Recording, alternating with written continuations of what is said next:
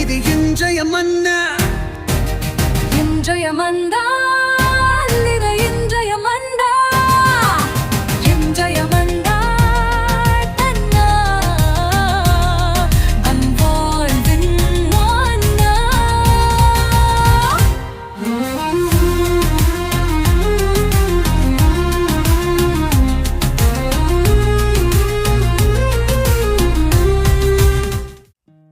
இயேசு கிறிஸ்துவுக்கு பிரியமான அன்பு இறை உறவுகளே, நண்பர்களே, உங்கள் ஒவ்வொருவரையுமே சிறப்பாக இந்த புதிய நாளில், அதுவும் சிறப்பாக புதிய வாரத்தில் சந்திப்பதிலே மிகுந்த மகிழ்ச்சி.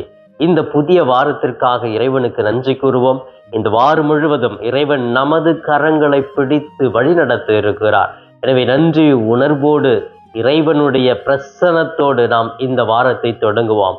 மாணவர்களே, இன்று சிறப்பாக நம்முடைய தாயாம் திரு அவையானது ஆண்டின் பொது காலம் 3ஆம் ஞாயிறை தொடங்குகிறது. இந்த பொது காலத்தின் 3ஆம் ஞாயிறினுடைய மைய கருத்து என்று பார்க்கிற பொழுது, இருளில் உள்ளவர்கள் ஒளிக்கு திரும்ப மனமாற்றமும் அழைப்பும் தேவை என்று சொல்லுகிறது. இருளில் இருப்பவர்கள் மனம் திரும்ப வேண்டும், இறைவனுடைய பணி செய்ய அந்த அழைத்தலில் நிலைத்திருக்க வேண்டும் என்ற மைய கருத்தை சொல்லுகிறது. இதை அடிப்படையாக வைத்துத்தான் முதல் வாசகத்தில் எசாயா இறைவாக்கினர் அழகாக சொல்லுகிறார். திருப்பாடல் 27 ஆண்டவரே என் ஒளி, அவரே என் மீட்பு என்று திருப்பாடல் ஆசிரியர் அழகாகவே விரிவாக பேசுகிறார். அதே போன்று 1 கொரிந்தியர் 1ஆம் அதிகாரம் 10, 13, 17 வசனங்களிலே சிறப்பாகவே தூய பவுல் கொலோசிய நகர மக்களுக்கும் கொரிந்து நகர மக்களுக்கும் எழுதுகிற ஒரு மடலைத்தான் படிக்கிறோம். அதிலே நீங்கள் ஏன் பிரிந்திருக்கிறீர்கள், உங்களை எல்லாம் மீட்க இயேசு வந்தவர், அந்த மீட்பரை பற்றித்தான் நான் உங்களிடம் அறிவித்தேன். என்னை சார்ந்தவர்கள் அல்ல, அப்போலோவை சார்ந்தவர்கள் அல்ல, வேறு இனத்தவர்கள் அல்ல, நீங்கள் ஏன் பிரிவினையில் வாழ்கிறீர்கள் என்ற ஒரு கருத்தை மையமாக வைத்து பேசுகிறார். இந்த நற்செய்தியில கூட மத்தேயு நற்செய்தி பிரிவு 4 இறை வார்த்தைகள் 12 - 23 முடிய பகுதிகளிலே இயேசு தன்னுடைய வாழ்க்கையிலே இந்த பழைய ஏற்பாட்டை எசாயாவுடைய திருமடல் மீண்டுமாக அவர் சொல்லுகிறார். காரிருள் இருந்தவர்கள் பேரொளியை கண்டார்கள், சாவின் விளிம்பில் இருந்தவர்கள் வாழ்வை அடைய துடிக்கிறார்கள், அவர்களை மீட்க இந்த இறைமகன் வந்திருக்கிறேன் என்ற ஒரு செய்தி கூட நற்செய்தியிலே சொல்லுகிறார்.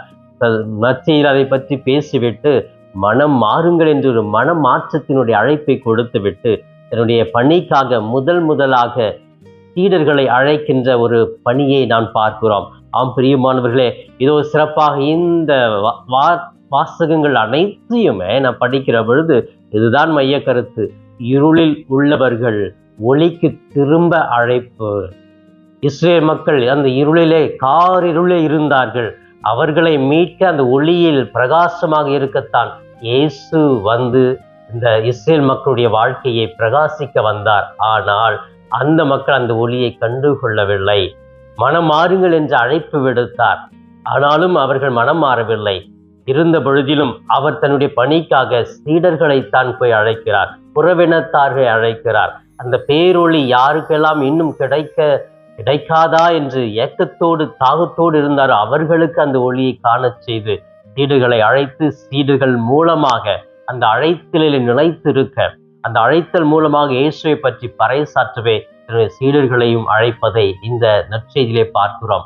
அன்புக்குரியவர்களே, இந்த நற்செய்தி, இந்த வாசகங்கள் அனைத்தையுமே நாம் படிக்கிற பொழுது நாம் எப்பொழுதுமே அந்த ஒளியை நோக்கி பிரகாசிக்க வேண்டும், அந்த ஒளி நம்மை நோக்கி வர வேண்டும், அந்த வெளிச்சத்திலே இயேசு என்ற அந்த ஒளியிலே வெளிச்சத்திலே வாழ வேண்டும் என்ற ஒரு உயர்ந்த பண்பை கொடுப்பதாகவே அமைந்திருப்பதை பார்க்கிறோம். இதைத்தான் திருப்பாடல் ஆசிரியர் திருப்பாடல் 27 அழகாகவே பாடுகிற, ஆண்டவரே என் ஒளி, அவரே என் மீட்பு, யாருக்கு நான் அஞ்ச வேண்டும்?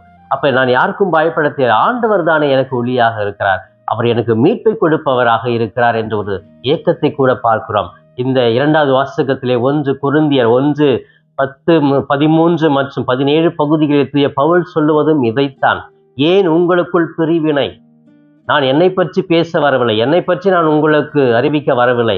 நான் திருமுழுக்கு கொடுத்தேன் என்றால் என்னுடைய திருமுழுக்கு அது அல்ல, அது இயேசுவினுடைய திருமுழுக்கு. இயேசுவுக்காகத்தான் வந்தேன், அவரை பற்றி தான் பேச வந்தேன். அவர் ஒருவரே, அவருடைய பெயரை நாம் அனைவரும் ஒன்றாக இணைய வேண்டும்.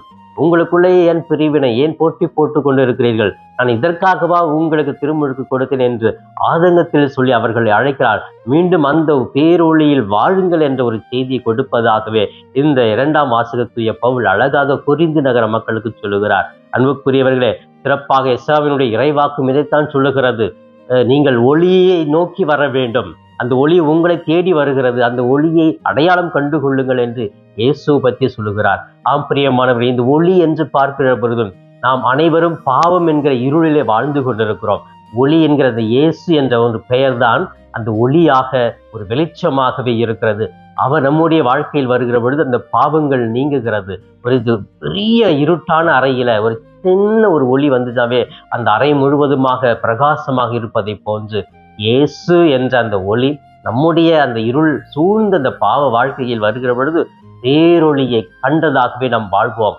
அந்த ஒளி நம்மை பிறருக்கு அடையாளம் காண்பிக்கும், நம்மையும் ஒரு நல்ல ஒரு பாதையிலே வழிநடத்தும் என்பதை மறந்துவிடக் கூடாது என்ற இந்த ஆண்டின் பொது காலம் 3ஆம் வாரம் நமக்கு எல்லா மக்களையும் ஒன்று சேர்த்து ஒன்றாக வாழ, அந்த ஒளியில் வாழ அழைப்பு விடுப்பதாகவே அமைந்திருப்பதை பார்க்கிறோம்.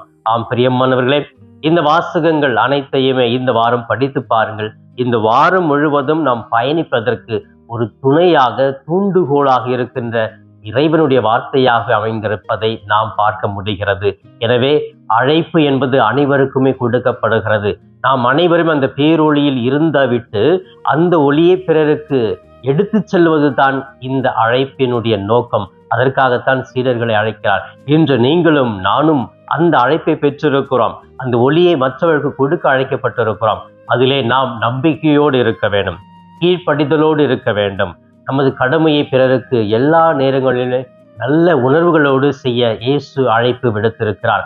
இந்த அழைப்பின் மேன்மையை உணர்ந்து நானும் இந்த காரிருளில் இருக்கிற மக்களுக்கு, இருளில் வாழ்கிற மக்களுக்கு ஒளியாக நான் இயேசுவின் பெயரால் செல்லுவேன் என்று முயற்சி எடுத்து இந்த வாரம் நல்ல பண்புகளோடு, நல்ல குணங்களோடு, நல்ல மனநிலையோடு வாழ முயற்சி எடுப்போம்.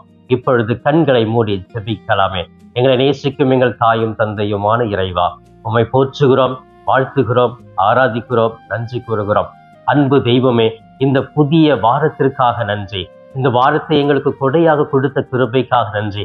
இந்த வாரத்தின் தொடக்கத்திலேயே நல்ல 3 வாசகங்களை கொடுத்து, திருப்பாடல் 27 கொடுத்து, ஆண்டவரே என் ஒளி, அவரே என் மீட்பு என்று சொல்லியிருக்கிறேன். உம்மால் மட்டும் எனக்கு மீட்பு கிடைக்கும், உம்மால் மட்டும்தான் என்னுடைய வாழ்க்கையிலே பிரகாசமான ஒளி கிடைக்கும் என்பதை நாங்கள் உணர்கிறோம். இந்த வாரம் முழுவதும் எங்களை கரம் பிடித்து வழி நடத்தும் ஆண்டவரே.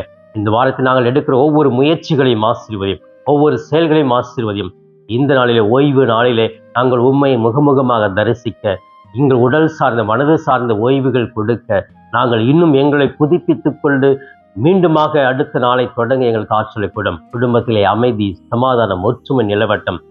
நாங்கள் எங்கு சென்றாலும் தூய பரிசுத்த ஆவியானவர், உம்முடைய துணையாளர் எங்களுக்கு ஆதரவாக இருந்து வழி நடத்த ஜெபிக்கிறோம். பிள்ளைகளை ஆசீர்வதியும், இளம் பிள்ளைகளை ஆசீர்வதியும், புதியதாக திருமணமான பிள்ளைகளை ஆசீர்வதித்து அவர்கள் குடும்பத்தை பழகி பெருக செய்வீராக.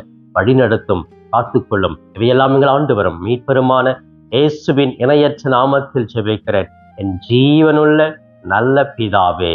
ஆமேன், ஆமேன். பிரியமானவர்களே, இந்த நாள் இனிய நாளாக, இறையருளை நிறைவாக பெற்று மகிழும் நாளாக இருக்க நான் வாழ்த்துகிறேன். உங்கள் ஒவ்வொருவருக்காக சிறப்பாக என்னுடைய தனிப்பட்ட ஜெபத்திலும் திருப்பலிலும் கூட ஜெபிக்கிறேன். இயேசுவுக்கே புகழ், மரியே வாழ்க.